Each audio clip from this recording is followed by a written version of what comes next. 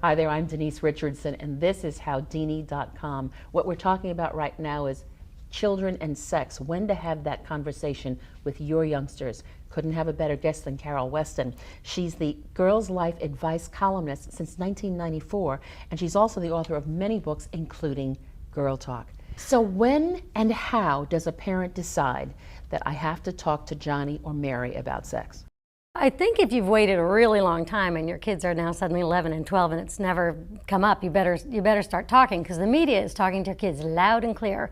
But it's easier if you just answer their questions as they arise. And sometimes little kids will say, how do babies happen? And you can say, Mommy and Daddy make love, or parents make love. And that can buy you a couple years. Kids don't always want all the details. They just want their questions answered. What about sex education in school?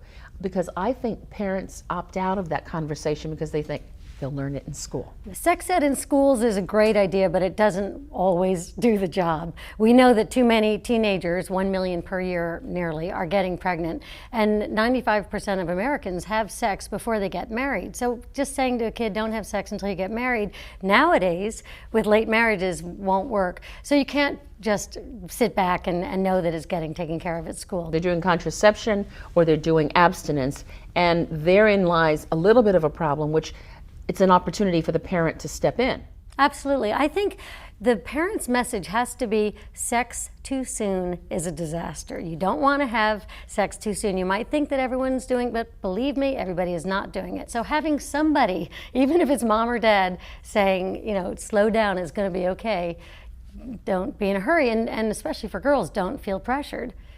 But they are pressured. They're pressured by their peers. We're hearing of 9-year-olds having oral sex. Any 9-year-old who's having any kind of sex is a girl who's been coerced and is a victim. A 9-year-old is not happily performing oral sex on somebody. So really, again, the parents have to say, wow, that's a troubled girl, if they hear a story about that. Or if you're watching TV with your kid and there's something a little racy, you can say to maybe an older teen, where's the birth control? Or what's the rush? Or I can't believe she made that decision.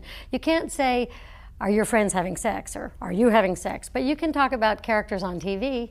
And if you do it in the right way so that you're allowed to sit on the sofa next to your teenage child and not kind of kicked out, then you can keep an ongoing dialogue. It's not the talk, it's the ongoing conversation. In that conversation, does dad talk to the boys and mom talk to the girls? Ideally, but not everyone's got the mom and dad at home. And sometimes if you realize, wow, I just can't do this, then you assign Aunt Mary, who's really cool, or your neighbor or your neighbor's mom. But you can also say, wow, this is an awkward conversation, but here we go.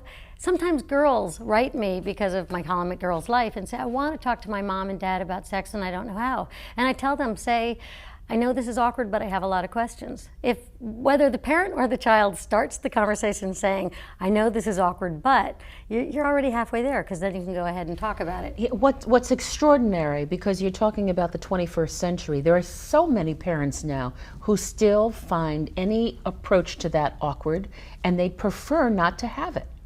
Well, then they better at least talk about birth control. They don't have to be giving their kids sex tips. What they do need to give their Let's kids, hope not. in fact, that's probably a bad idea, but eventually you want your child to be a sexual human being. You want grandkids, right? So what we need to do is be a little less scared of the whole subject. That doesn't mean the parents have to talk about the nuts and bolts. So stay present in the conversation. Stay present. If they ask you, what is this condom? You might be able to say, oh, it's a condom. Adult men use that. If you're talking to an 8-year-old, you don't have to do a whole information dump about sexual experience. Do little by little. Answer their questions, and that's often all they need. Carol Weston, thank you very much for being with us. Thank you.